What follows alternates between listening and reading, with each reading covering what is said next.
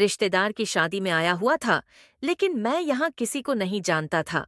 तभी मेरी मामी मुस्कुराते हुए मेरे पास आ गई और उन्होंने मुझे गले लगा लिया।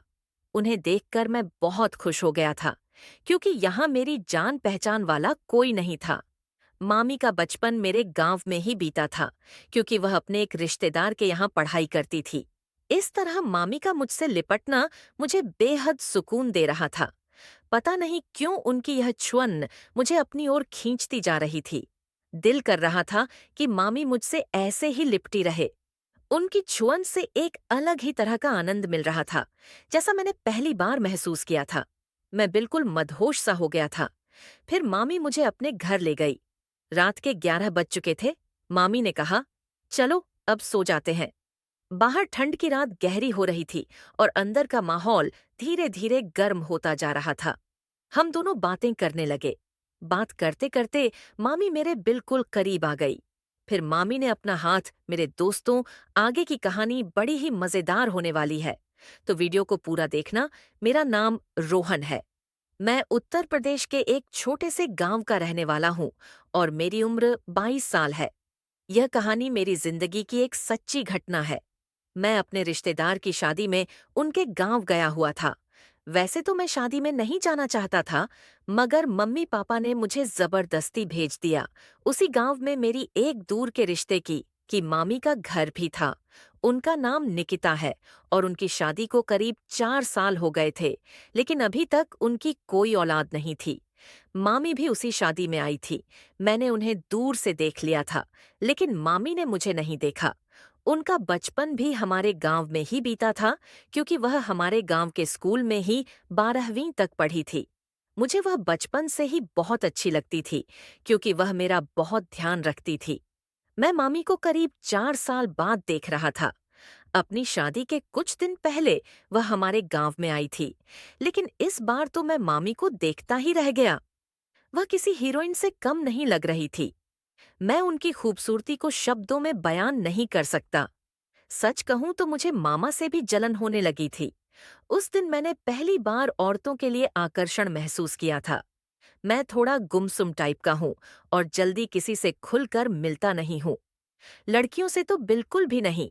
लेकिन मामी की खूबसूरती और उनकी जवान ने मेरे मिजाज को ही बदल कर रख दिया था। मैं उन्हें बाहों में लेने के सपने देखने लगा। पता नहीं क्यों मेरे दिल में इस तरह के विचार आ रहे थे। मैंने अपने दिल को समझाने की बहुत कोशिश की, मगर दिल तो मानने को तैयार ही नहीं था। वह जहां भी जाती, मैं उन्हें छुप छुप कर देखता रहता। उस दिन मैंने पहली बार अपने दिल को इतना मजबूर होते हुए देखा था। कुछ ही घंटों में मैं एक अच्छे भले आदमी से पागल दीवाना बन गया था। जनवरी का महीना था, तो ठंड भी कुछ ज्यादा ही बढ़ती जा रही थी। रात के साथ साथ ठंड भी बढ़ रही थी। शादी का माहौल था, तो सोने की व्यवस्था भी कुछ ठीक नहीं थी।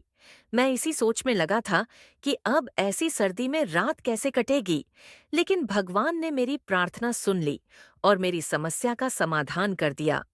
मामी मुस्कुराते हुए मेरे पास आ गई और उन्होंने मुझे गले लगा लिया। उन्हें देखकर मैं बहुत खुश हो गया था, क्योंकि यहाँ मेरी जान पहचान वाला कोई नहीं था। मामी का बचपन मेरे गांव में ही बीता था, क्योंकि वह अपने एक रिश्तेदार के यहाँ पढ़ाई करती थी। इस तरह मामी का मुझसे लिपटना मुझे बेहद सुकून दे रहा था। पता नहीं क्यों मुझे उनकी यह छुअन अपनी ओर खींचती जा रही थी। दिल कर रहा था कि मामी मुझसे ऐसे ही लिपटी रहे। उनकी छुअन से एक अलग ही तरह का आनंद मिल रहा था, जिसे मैंने पहली बार महसूस किया था। मैं बिल्कुल मदहोश सा हो गया था। तभी मामी मुझसे अलग होते हुए बोली, रोहन, तुम कब आए? मैंने कहा, मामी मैं तो दिन में आ गया था। तब मामी मुझे देखकर बोली, क्या बात है रोहन, तुम कुछ परेशान लग रहे हो?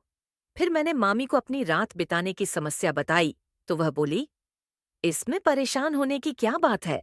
तुम मेरे साथ चलो, मेरे घर पर। तुम आराम से सो जाना। मैं खुश हो गया था और मामी के साथ उनके घर की तरफ चल पड़ा। अंधेरी रात थी और रास्ता भी बहुत संकरा था। मामी ने कहा, रोहन, मुझे अपना हाथ दे दो, अंधेरे में तुम्हें रास्ते का पता नहीं चलेगा। मैंने अपना हाथ मामी की तरफ बढ़ा दिया। जैसे ही उन्होंने मेरा हाथ अपने कोमल हाथों में लिया, तो मेरे पूरे बदन में एक सिहर सी दौड़ गई। अपने हाथ में उनका कोमल हाथ पाकर मुझे बहुत अच्छा लग रहा था। आहिस्ता आहिस्ता हम दोनों एक दूसरे का हाथ पकड़कर मामी के घर की तरफ बढ़ने लगे। उसी रास्ते से कुछ और लोग भी अपने गांव की तरफ जा रहे थे। हमसे आगे कुछ ही दूरी पर 3-4 औरतें भी जा रही थी और मामी के बारे में बातें कर रही थीं। उनमें से एक ने कहा, निर्मला, कल तुम्हारी बेटी की सगाई है। तुम निकिता को मत बुलाना, नहीं तो अब शगुन हो जाएगा। ऐसे शुभ मौके पर बांझ का साया भी नहीं पड़ना चाहिए। एक ने तो यहाँ तक कह दिया, अशोक को तो इसे तलाक दे देना और दूसरी शादी करके अपना घर बसाना चाहिए। अंधेरी रात होने के कारण उन्हें इस बात का एहसास नहीं था कि हम भी उनके पीछे हैं, इसलिए वे इस तरह की बातें कर रही थीं। उनकी बातें सुनकर मामी ने मेरे हाथ को जोर से भींच लिया, जैसे कि वह किसी बात को बड़ी मुश्किल से बर्दाश्त कर रही हो। मुझे भी यह सुनकर बहुत दुख हुआ कि मामी कितना कुछ बर्दा कर रही थी। थोड़ी ही देर में मामी फूट फूट कर रोने लगी। उन्हें बहुत ज्यादा दुख पहुंचा था। फिर मैंने उन्हें रुकने के लिए कहा और वह रुक भी गई। मैं उनके दोनों बाजुओं को पकड़कर बोला, माँ, मामी, आपको इन लोगों की बातों पर ध्यान नहीं देना चाहिए। का कोई दोष नहीं है तो आपको दुखी भी नहीं होना चाहिए। आप बहुत अच्छी हैं। देखना, एक दिन सब कुछ ठीक हो जाएगा। मेरे इतना कहते ही वह रोते हुए मुझसे लिपट गई और कहने लगी, रोहन, ये आज की बात नहीं है। ये तो मेरे साथ होता ही रहता है। मेरा अब जीने को बिल्कुल भी दिल नहीं कर रहा। मैंने फिर उन्हें अपने से अलग किया और उनके होठों पर अपनी उंगली रखते हुए कहा, मामी, इस तरह की बात नहीं करती। मैंने उन्हें कई बार समझाया। कुछ देर के बाद वह शांत हो गई। करीब आधा घंटे चलने के बाद आखिरकार हम घर पहुंच गए थे। मैं अंदर गया तो देखा कि मामा घर पर नहीं थे। मैंने मामी से मामा के बारे में पूछा तो मामी बोली, तुम्हारे मामा किसी काम से दिल्ली गए हुए हैं और 2-3 दिन में आएंगे। खाना तो हम शादी में खा ही चुके थे, तो मामी ने जल्दी ही दोनों के लिए बिस्तर बिछा दिया। ठंड बहुत थी तो हम दोनों अपनी अपनी चारपाई पर रजाई में घुसकर आपस में बात करने लगे। थोड़ी देर इधर उधर की बातें करते करते मैंने अचानक ही उनसे पूछ लिया, मामी, शादी के इतने साल बाद भी आपको अभी तक बच्चा क्यों नहीं हुआ? मेरी बात सुनकर मामी काफी उदास हो गई और बोली, क्या बताऊं रोहन, तुम्हारे मामा के अंदर ही शायद कोई कमी है। उन्होंने ये बात तो मुझे आज तक नहीं बताई, बल्कि ये बात उन्होंने मुझसे छुपाई है। जिस क्लिनिक में वह टेस्ट करवाने गए थे, वहां एक मेरी फ्रेंड काम करती है। उसने मुझे बताया कि तुम्हारे पति को इस तरह की समस्या है। मैंने भी आज तक उनसे कभी इस बारे में कोई बात नहीं की। हाँ, एक बात जरूर है कि वह साधुओं पर ज्यादा विश्वास करते हैं और उन पर बहुत ज्यादा भरोसा करते हैं। उन पर पैसा भी बहुत ज्यादा लुटाते रहते हैं। कोई कहता है कि 6 महीने में खुशखबरी मिल जाएगी और कोई साल के अंदर खुशखबरी मिलने की बात करता है। ये सब 6 सालों से चलता आ रहा है। एक ने तो अभी 3 महीने में ही खुशखबरी का वादा किया है, लेकिन रोहन, मैं जानती हूँ कि इनसे कुछ नहीं होने वाला। इतनी बात कहते हुए मामी रोने लगी। मुझे भी अच्छा नहीं लगा और मैं अपनी चारपाई से उठकर उनकी चारपाई पर जाकर बैठ गया। फिर अपने हाथों से मामी के आंसू पूछने लगा। जब मैंने मामी के आंसू पच लिए तो अपनी चारपाई पर वापस आने लगा, तो मामी मेरा हाथ पकड़कर बोली, रोहन, अगर आज तुम नहीं होते तो मैं शायद कुछ कर बैठती। तुम बहुत अच्छे हो रोहन, तुमने आज मुझे बचा लिया। फिर उन्होंने मेरा हाथ अपने हाथों में ले लिया और कहने लगी, बहुत कम ही मर्द ऐसे होते हैं जो औरत के दर्द को और उनकी भावनाओं को समझ पाते हैं। तुम उनमें से एक हो। रोहन, मुझे यह सुनकर अच्छा लग रहा था। बात करते हुए मामी मेरे हाथ को दबाए जा रही थी। मैं उनके बारे में तो कुछ नहीं कह सकता था, मगर मेरे दिल के अंदर एक तूफान उठ रहा था। मेरा भी दिल कर रहा था कि मैं भी उनको छू, मगर मेरा मन मुझे इसकी इजाजत नहीं दे रहा था। फिर उन्होंने कहा, जो भी लड़की तुमसे शादी करेगी वह बहुत खुशनसीब होगी। तुम औरतों की इज्जत करते हो और उनकी भावनाओं को भी अच्छे से समझते हो। वह अपनी ही बातों में मशगूल थी, लेकिन अचानक ही उनका ध्यान मेरी तरफ गया। उन्होंने कहा, इस सर्द रात में मैं बिना कुछ ओढ़े ही बैठी हूँ। फिर उन्होंने कहा, रोहन, रजाई के अंदर आ जाओ, ठंड बहुत है। ये सुनने के बाद मेरे दिल की धड़कन तेज हो गई। मैं समझ नहीं पा रहा था कि यह सब क्या हो रहा है और क्यों हो रहा है। अब हम दोनों रज़ाई के अंदर एक साथ थे। फिर उन्होंने कहा, सॉरी रोहन, मैं तो अपना ही दुखड़ा रोए जा रही हूँ। तुम बताओ, कुछ अपने बारे में कैसी चल रही है तुम्हारी जिंदगी? मैंने कहा, मामी, बस जॉब की तलाश में ही गुजर रही है, मगर जॉब है कि मिलती ही नहीं। कोई बात नहीं रोहन, अभी तो तुम पास लंबी जिंदगी पड़ी है, जॉब मिल जाएगी। मामी फिर मेरे बिल्कुल करीब आ गई, या यूं कहे कि मुझसे चिपक ही गई। रोहन, तुम्हारे मन में कभी ऐसा विचार नहीं आया कि तुम्हारी भी एक गर्लफ्रेंड होनी चाहिए? मैंने कहा, मामी, विचार तो आते हैं, लेकिन कोई ऐसी मिली ही नहीं। आज तक फिर मामी मेरी तरफ मुड़ गई और उन्होंने कहा, रोहन, तुम्हें किस तरह की गर्लफ्रेंड चाहिए? मैंने भी तपाक से कह दिया, बिल्कुल आपकी तरह चाहिए। फिर उन्होंने मुस्कुराते हुए कहा, मेरी तरह ही क्यों चाहिए? मैंने कहा, क्योंकि आप बहुत सुंदर हैं, समझदार हैं और एक अच्छे दिल की इंसान भी है। तुम झूठ बोल रहे हो। मामी ने कहा, मामी, मैं झूठ क्यों कहूंगा? काश आप मेरी नजरों से देख पाती। फिर उन्होंने एक ऐसा सवाल पूछा जिससे मेरा दिमाग एकदम चकरा गया। उन्होंने पूछा, क्या मैं तुम्हें अच्छी लगती हूँ? मैंने कहा, अच्छी नहीं, मामी, बहुत अच्छी लगती हो। अब मुझे थोड़ा थोड़ा यकीन हो रहा था कि मामी भी मुझ में इंटरेस्ट ले रही है। बाहर सर्दी गहरी जा रही थी और अंदर का माहौल आहिस्ता आहिस्ता गर्म होता जा रहा था। फिर मामी बोली, तुम पहले इंसान हो रोहन, जिसे मुझ में इतने गुण दिखते हैं। ऐसा लग रहा था जैसे मेरी बातों से मामी को बहुत खुशी मिल रही थी। मिलती भी क्यों ना, हर इंसान तारीफ का भूखा होता है। मैं मामी से एक बात कहना चाहता था, लेकिन शब्द जुबान पर आते आते रुक जाते थे। लगता था कि मामी कहीं मेरी बात को बुरा न मान जाए। पता नहीं क्यों मैं मामी को हमेशा खुश देखना और उनके हर गम मिटाना चाहता था।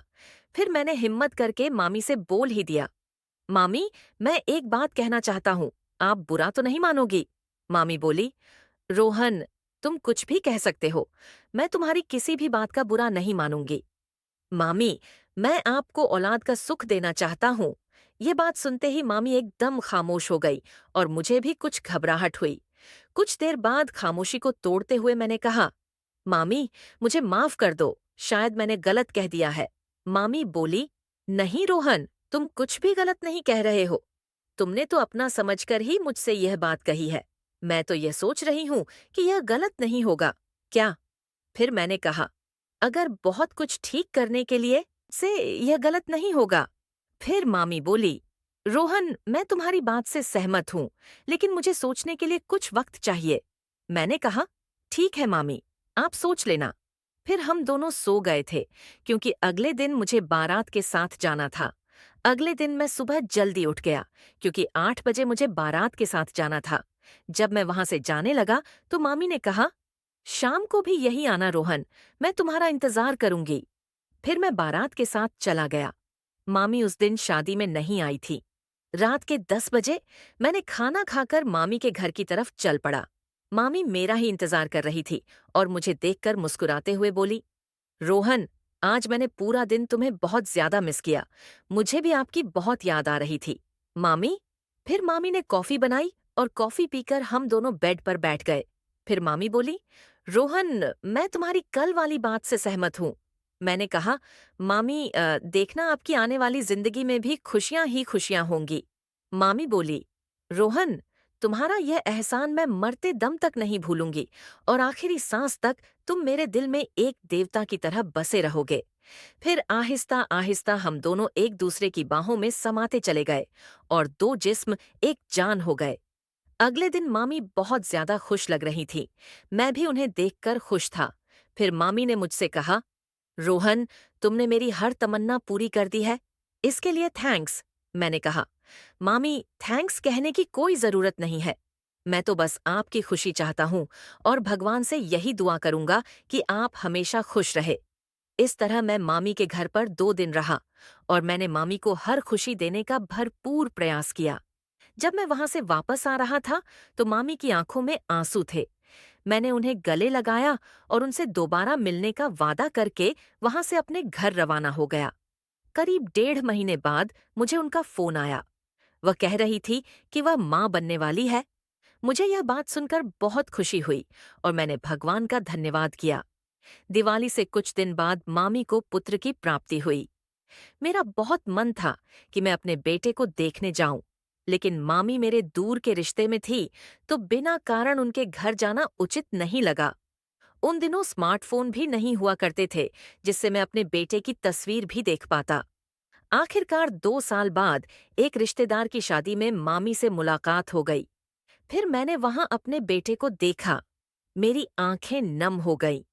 मैं बहुत भावुक हो गया था, लेकिन मैंने किसी तरह अपने ऊपर काबू रखा। मामी बहुत खुश थी और उनकी खुशी देखकर मुझे लगा कि मेरा जीवन सफल हो गया है। तो दोस्तों, आपको यह कहानी कैसी लगी? कमेंट करके जरूर बताएं। धन्यवाद।